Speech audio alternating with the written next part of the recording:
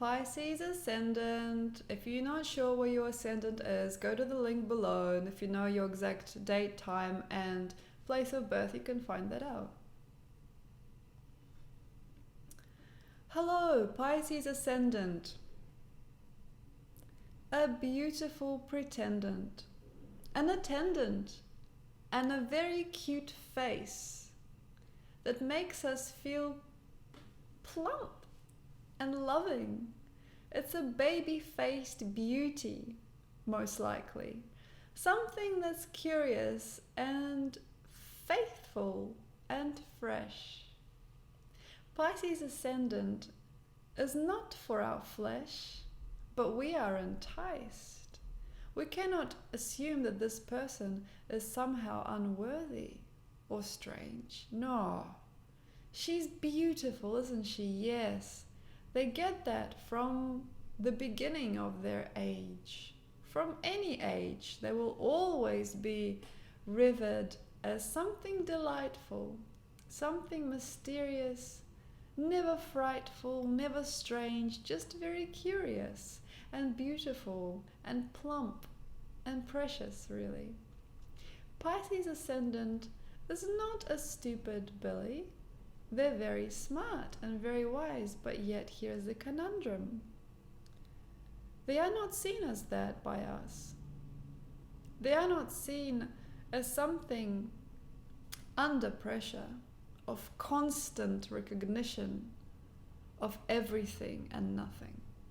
Inside this tiny person, or a plump great beauty, is something that's not just simple and fresh bounty. This person hides with them a soul that's very turbulent and cold sometimes. This person doesn't need our squishy cheeks pantomimes. This person doesn't need to succumb to our divination or any kind of spiritual inspiration. They don't want to see us as their parents. They don't want to see us as their partners.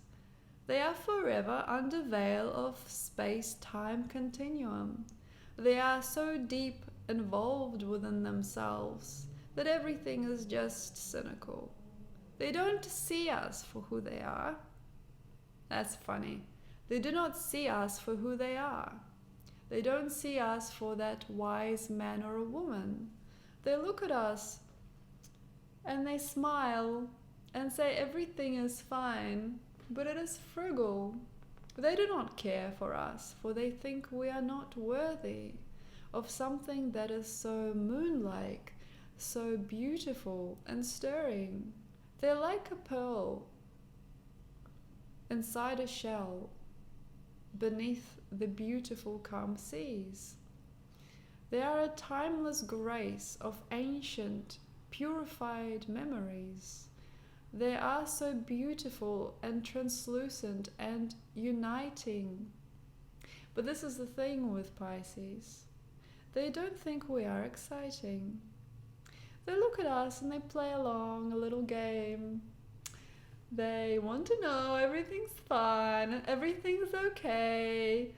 They cater for us graciously, it seems. And there is no great lie, just ancient memories. There's something very Grecian, very Egyptian, very Roman. There's something that is Hellenic, something that's exotic, but not too exotic, just something very plush and very inviting, tasty, sophisticated, radiant, polite, very polite. So polite it might be a little bit frightening. They're like a Pleiadian image come to life. They are not here to be something tied down though. They're no husband or wife, but they're okay with that as well, as long as they can swim beneath the currents. All women and men are forever their slaves rather than lovers. They have a way with the world that brings us to understanding that what a Piscean ascendant really wants is not this pretending. They don't really want to pretend that they want to see us. They don't really want to say these beautiful words and please us. They just want to be left alone and often. And in the solitude forever, their hearts will soften and they'll think of us in pure grace and love, and they'll think of us as angels from above. They'll be so excited and so unique and so creative, and then they meet us again and they find themselves very contemplative. They find us constipative. They find something inside us that's too dense. And this is a really funny little dance where there's a pull towards the other.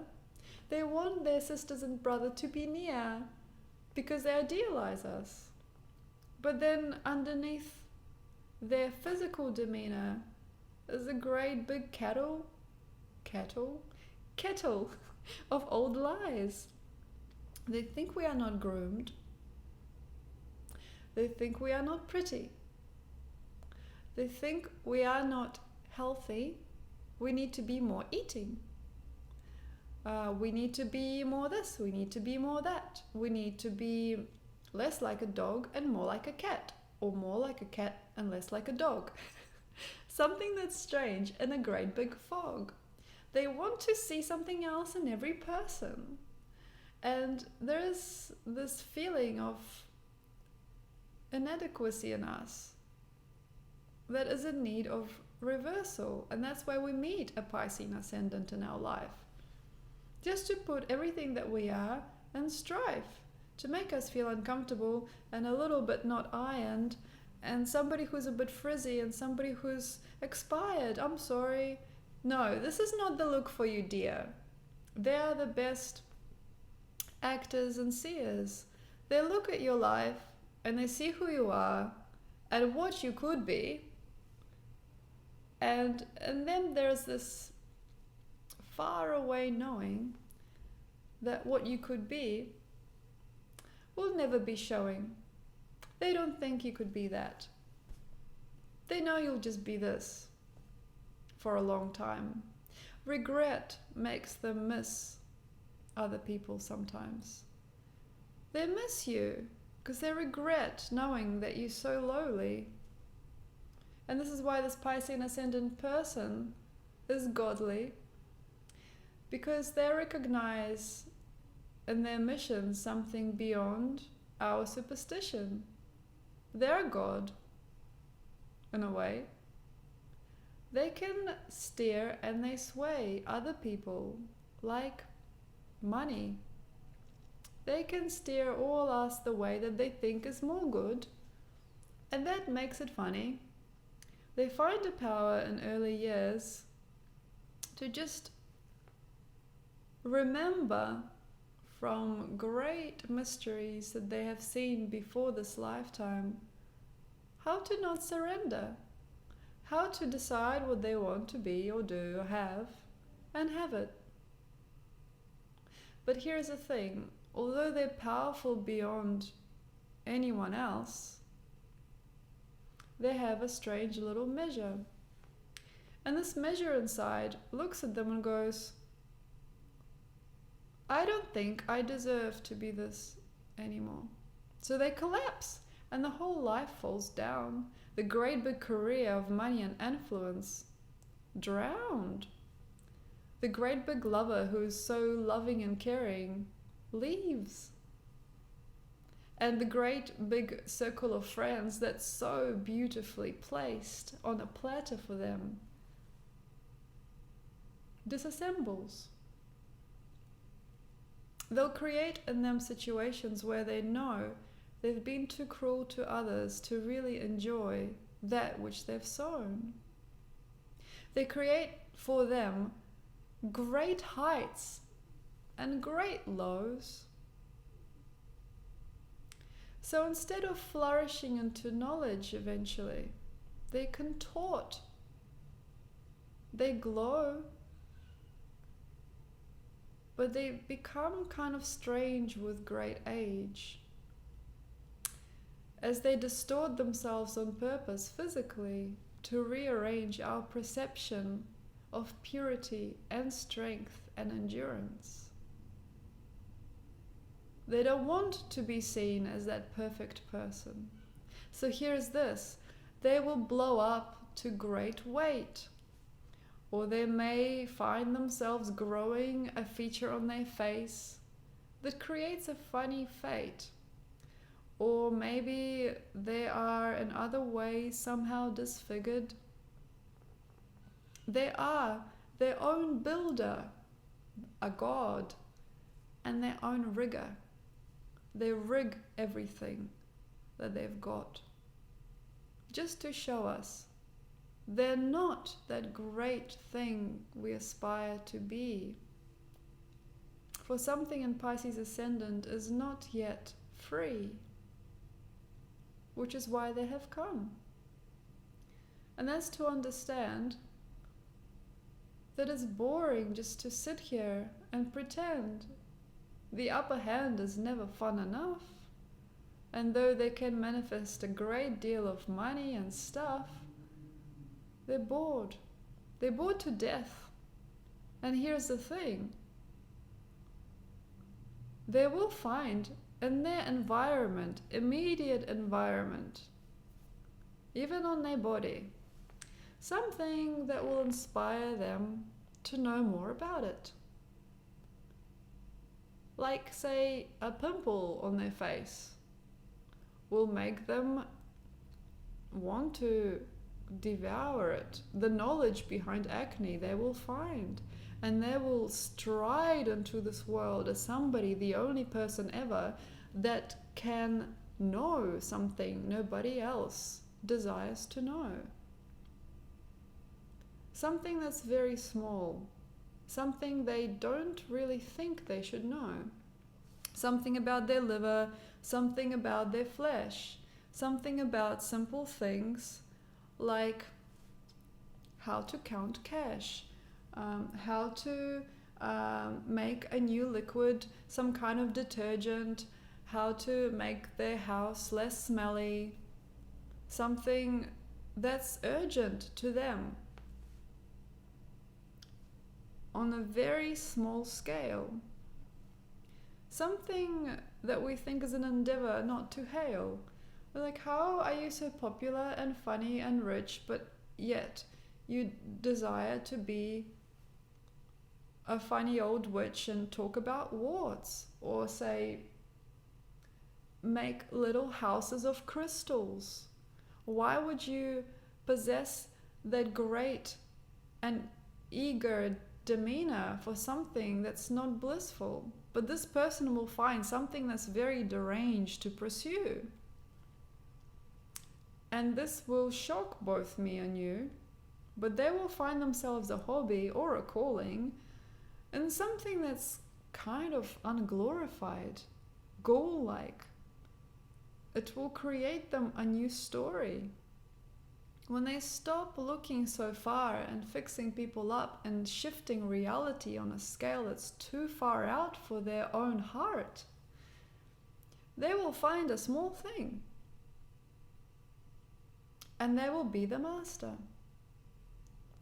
And everything in their life will somehow grow much faster. Everything will suddenly freshen up and glow. They will get rid of all that weight or the deformities they've decided to grow. They will purify and amplify and youthen up and freshen. They will find there's a great mystery in this tiny, ugly passion. In this little passion, they will find too much to bother about bossing other people around. They will find something,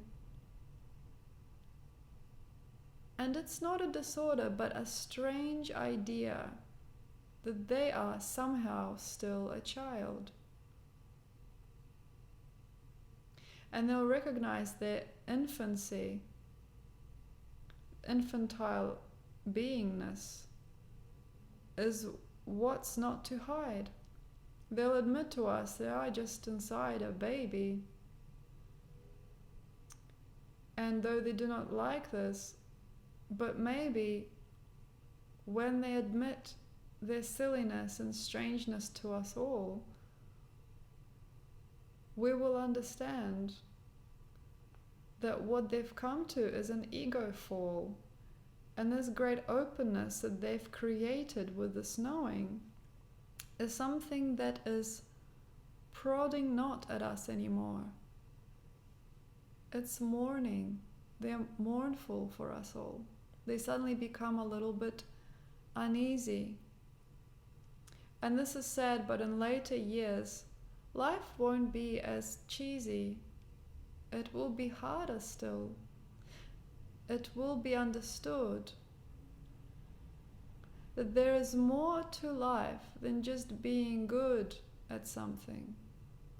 This person in Pisces Ascendant will live a life of suffering, at least for many years, right at the end.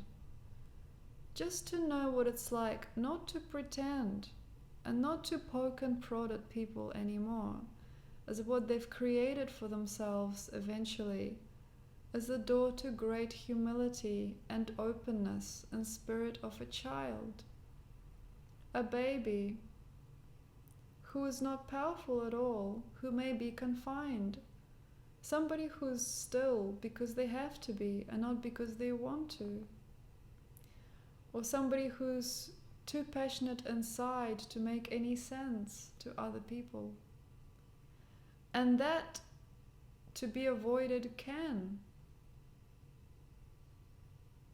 If you don't want to live a life of a withering man at the end, you must understand that life is not for playing with reality too much, that every single person has a very good hunch on who they are.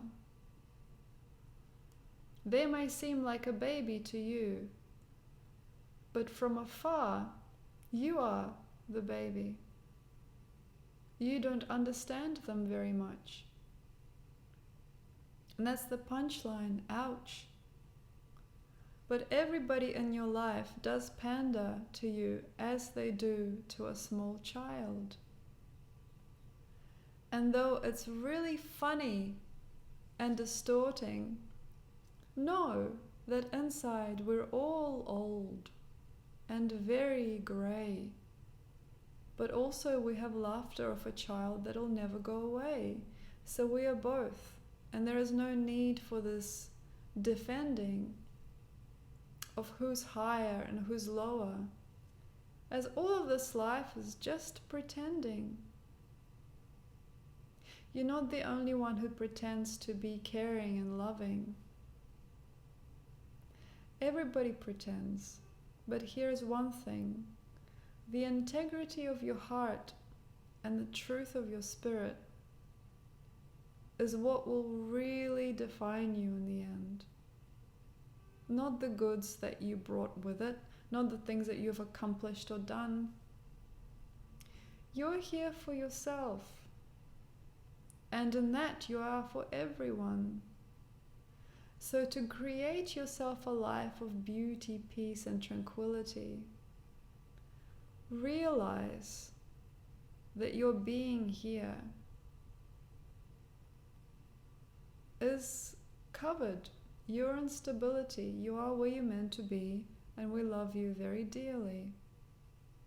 So don't play with those games that are disempowering or silly. Enjoy your life on earth and everything that comes with it. But know that although you can change reality structure, with it you're creating great karmic payment of something that's not worth it.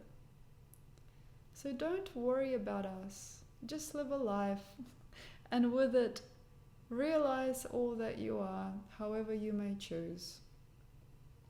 And though this is not easy to be in a state of blues, but being sad and meditative is what this life is to be if you want to create a life without calamity.